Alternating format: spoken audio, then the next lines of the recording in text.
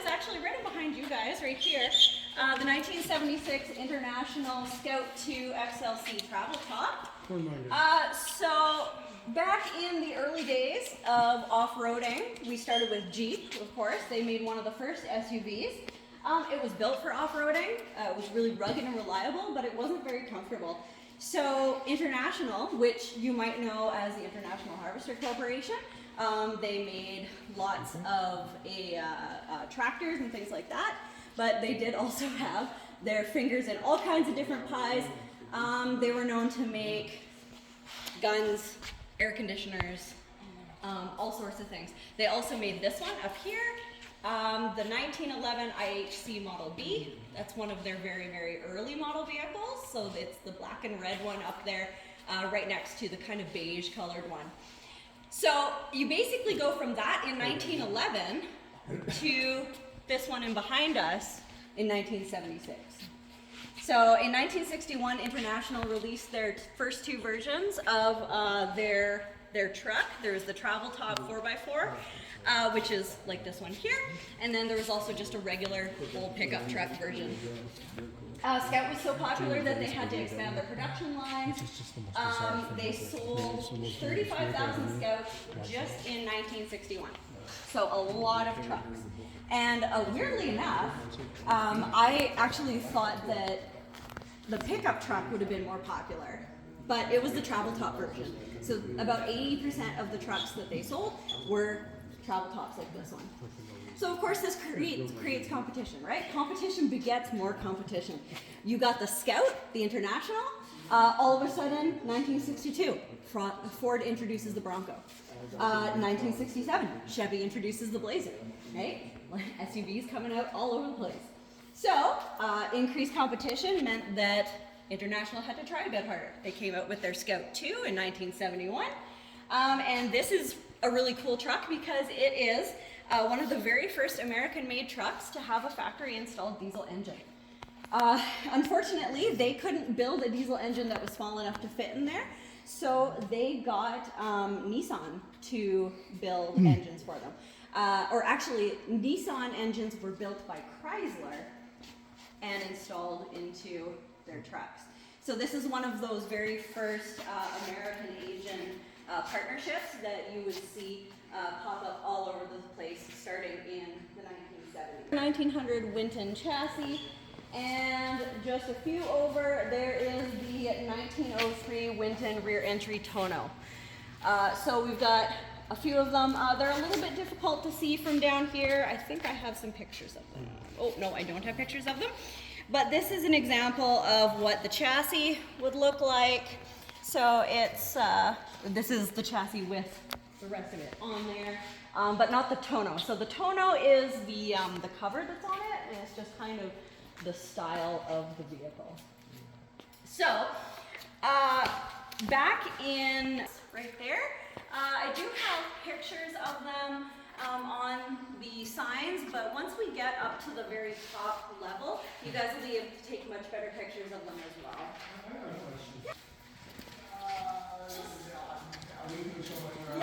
Trying to make sure I keep the young man out of the pictures. Yeah. You know, they fuss at you putting YouTube pictures up with the kids all in. good. Is that gonna be a problem? No. Okay. Not at all.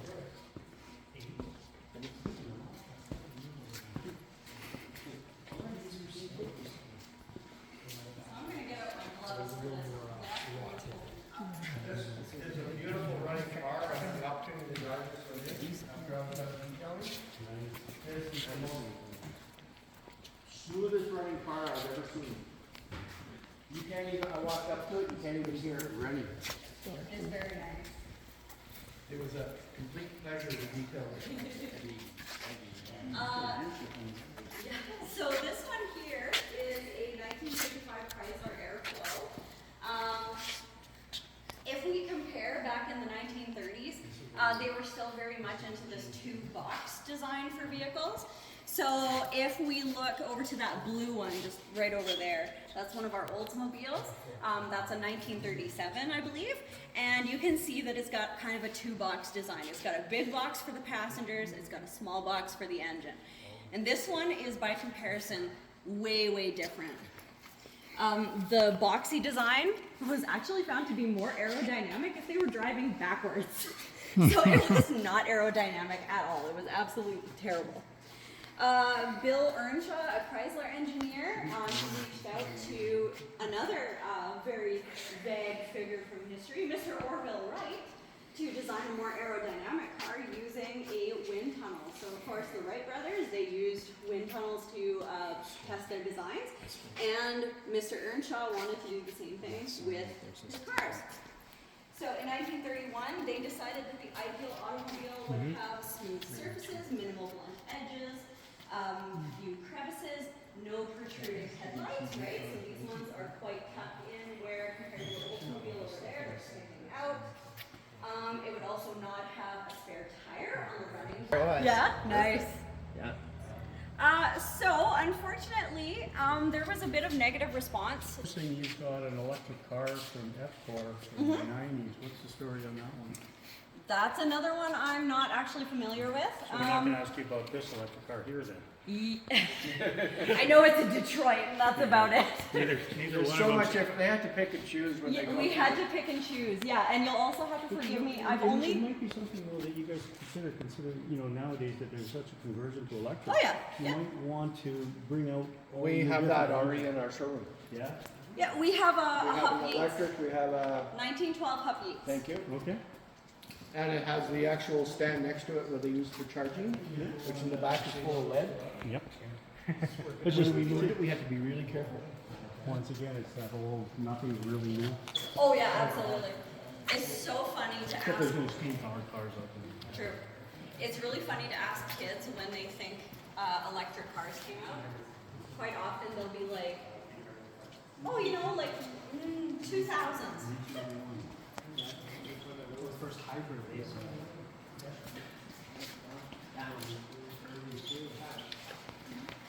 Okay, so I'm stopping right here by this red one. Wait for everyone to gather, because this one's really special.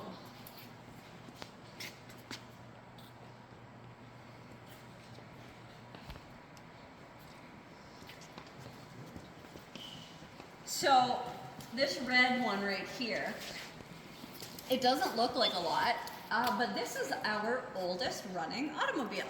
So this is a 1903 Rambler Model E, and yeah, it still runs, and we still drive it around. It's not especially smooth or anything like that, but I mean, you gotta give it to her. She's 121 or 100 and... I really like the back seat. Oh yeah, it's adorable. So, or I guess not 120, 111. She's 111 years old, so you gotta give it to her. She's doing pretty good. Day over 100. Right? Just, beautiful. So, if you guys have been wandering around in our gallery, you might have seen our 70s show, right? Our 70s exhibition. You might have seen our AMX in there, so American Motor Company AMX. Believe it or not, this is the great granddaddy of AMX. So, or AMC. So, it was started by Thomas Jeffrey in 1987. He converted his bike shop into a car company. In 1902, they sold 1,500 cars, and they were actually the only brand to outsell Oldsmobile that year. So, they were doing pretty good. A happy customer once said, "It is truly a wonderful piece of machinery. It starts immediately, runs like a jackrabbit, and stops on the egg section."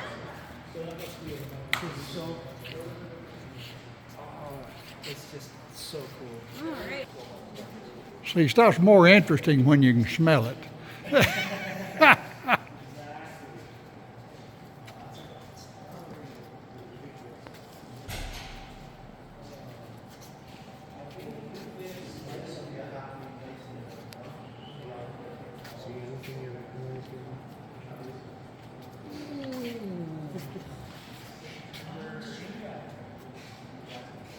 Yeah, we'll actually talk a little bit about this one right here.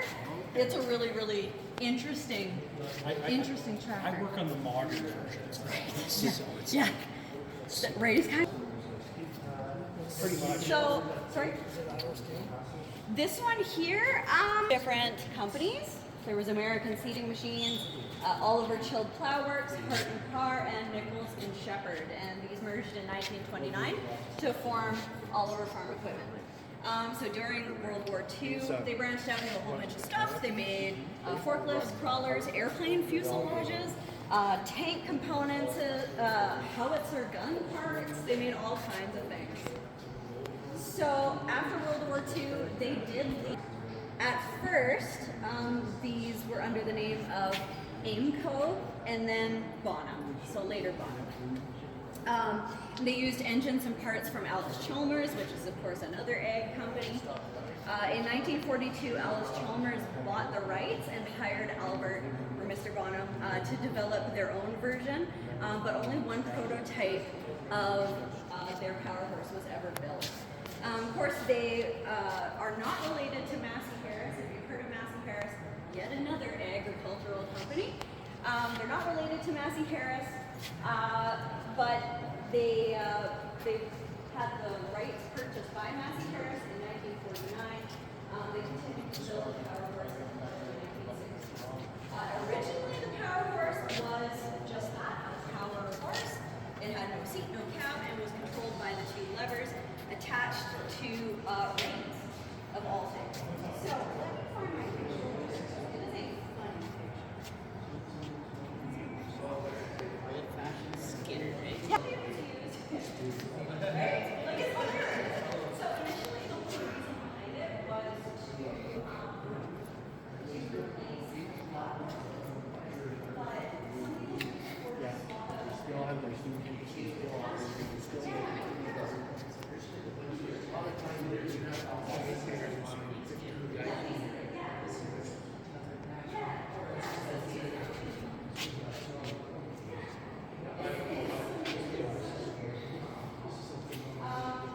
was like the Waterloo Company itself was originally founded by some different fellas, not Mr. John Deere, in 1893.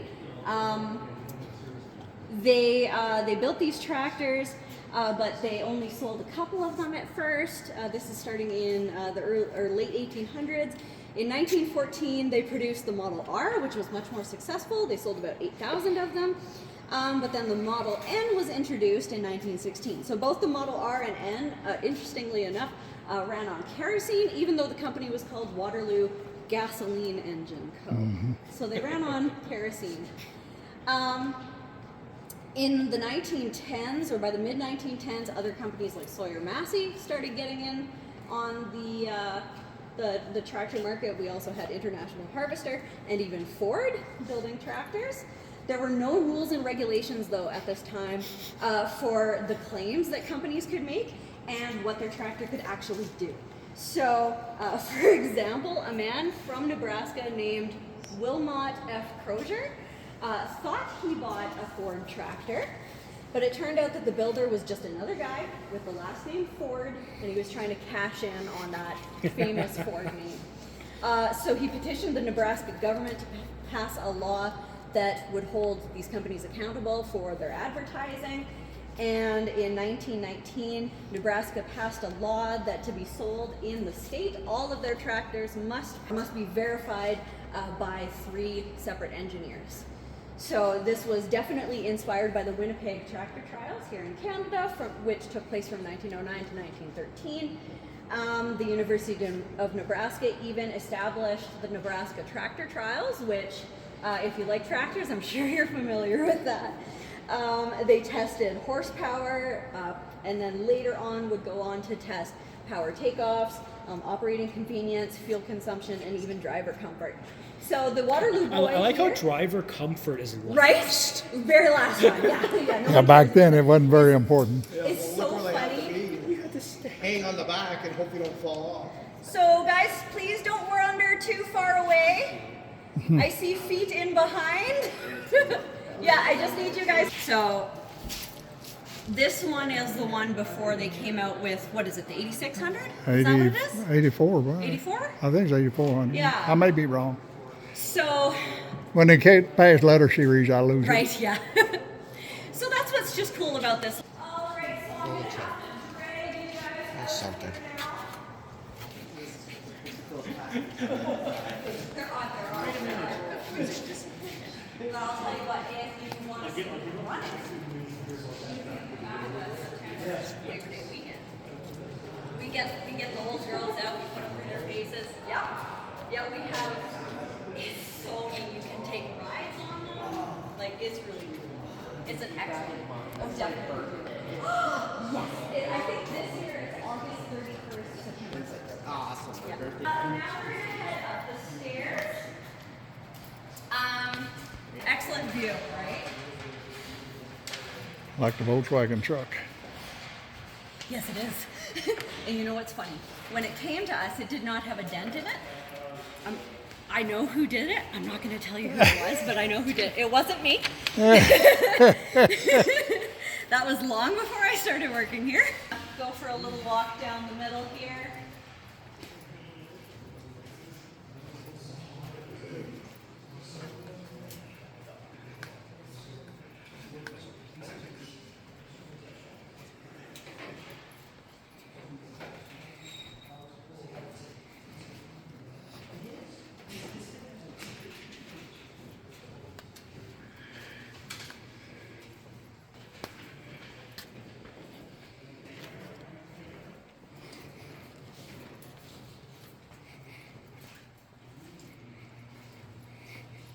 I don't know about you guys, but there's just something about a 1940s bike. Yeah.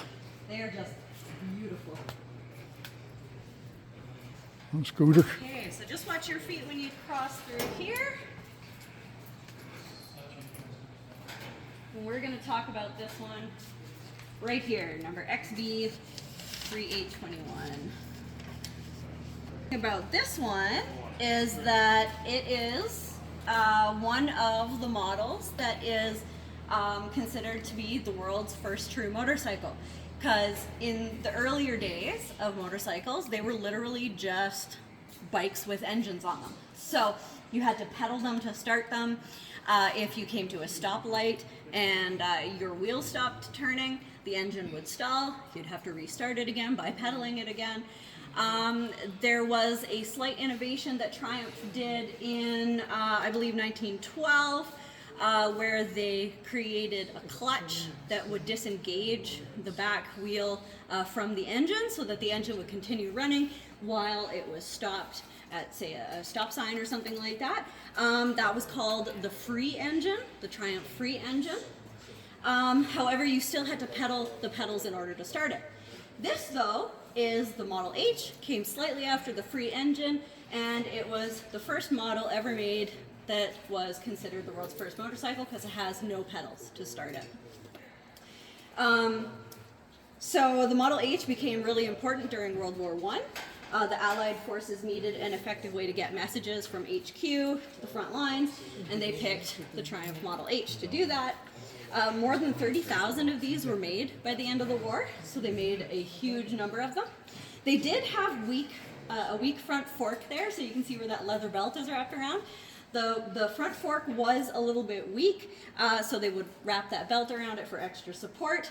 And even despite this, the Triumph, which was usually called Trusty Triumph to begin with, the Model H became nicknamed the Trusty because it was a very reliable bike. Triumph continued building the Model H until 1923, and they made just over 57,000 of them. So that's just a little snippet of motorcycle history right there. Beautiful. Yeah. Oh, it's a stunning bike. It's beautiful. Popularity in the 60s and 70s. At this time, there were around 100 different manufacturers of snowmobiles. Just so many, and everybody was jumping on this bandwagon. Even agricultural companies were jumping on the bandwagon. So I mentioned Massey Harris. They built a snowmobile. John Deere, they built a snowmobile, right? So like all these ag companies were building snowmobiles as well. Okay.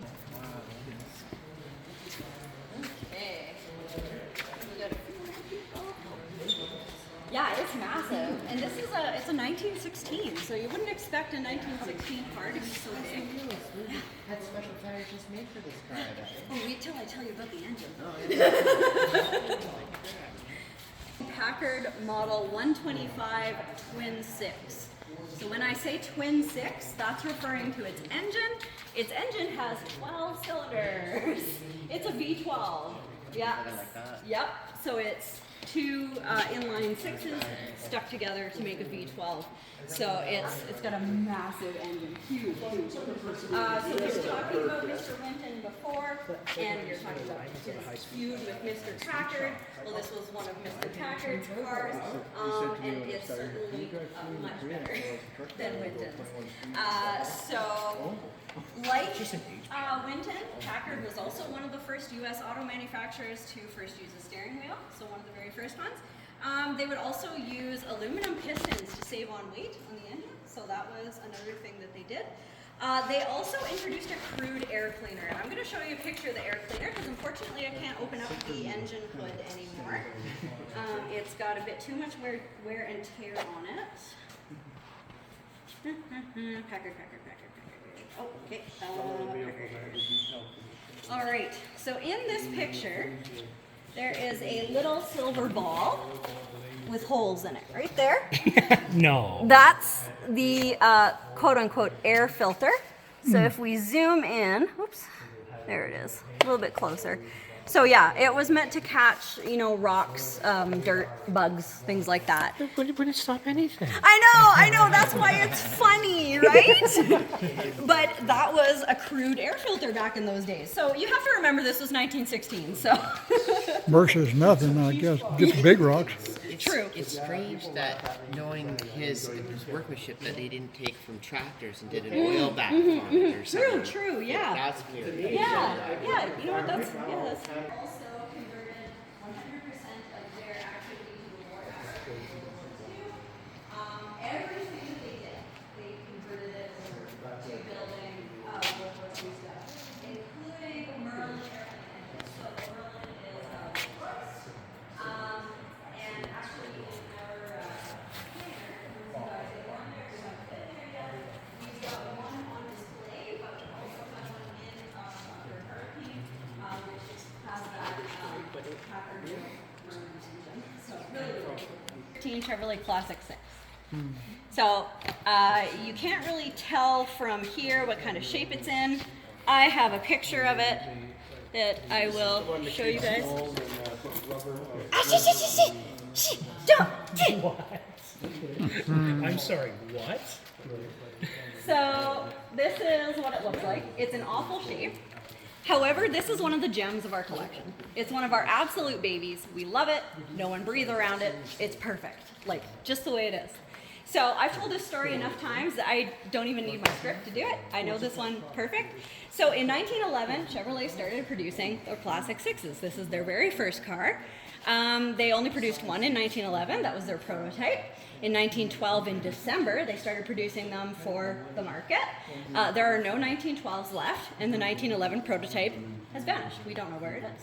It's probably scrapped. There are only two 1913s in the world. One is in Flint, Michigan, in the Sloan Museum. That's what it is, in the Sloan Museum. That one has serial number 323. This one is serial number 93. This is the world's oldest Chevrolet. Yeah, this one is one of our absolute babies. We love it to death. So we have no idea how it came to Canada and even what happened to it between its production in 1913 up until the 1940s, about 1947. So it was found by some young fellas named Sid and Bob in 1947. They were teenagers. I love this story. Yeah, they were teenagers. They were a little bit too young to fight in World War II, hence why they were still here at home. They found it just north of Edmonton in a farmer's field, and they were shooting gophers for this guy. And they saw it. They were looking for a car that they could rip around in to make their own. Sid really wanted a Ford Model T, but that was a little bit too expensive even for him. I mean, he was a teenager, right? So he couldn't afford very much to begin with. So they saw this car and they went to the farmer and they said, if we can get that out of the trees and get it moving, can we have it? And the farmer said, yeah, go for it. So they had to get really creative. They had to wrap rope and rags around the tires there, so you can see they're in really rough shape. They found the oil pan on the farmer's yard. He was using it to feed his chickens. So they got that back from him. They eventually found the distributor in Athabasca, but it had no distributor shaft, so they put a knitting needle into it. My absolute favorite part, though, is the back part of the car. I showed you guys the picture. The back part of the car with the back seats and the fuel tank is missing. They did what any teenager would do, and they just stuck the lead right into a jerry can. They strapped it onto the back of the car, and away they went. So, local legend has it that this car was roaring around the streets in Sherwood Park in the 1940s. Since some of you guys aren't from around here, I'll tell you Sherwood Park is the fancy part of Edmonton. And they were ripping around in this thing in the 1940s in that area, and this thing was leaving flames in its wake, just in behind it. It was just they loved their car. Their parents didn't love their car. Their parents insisted it was an eyesore and they needed to get rid of it. So they did try giving it away, or they tried selling it once first. No one wanted to buy it. I wonder why.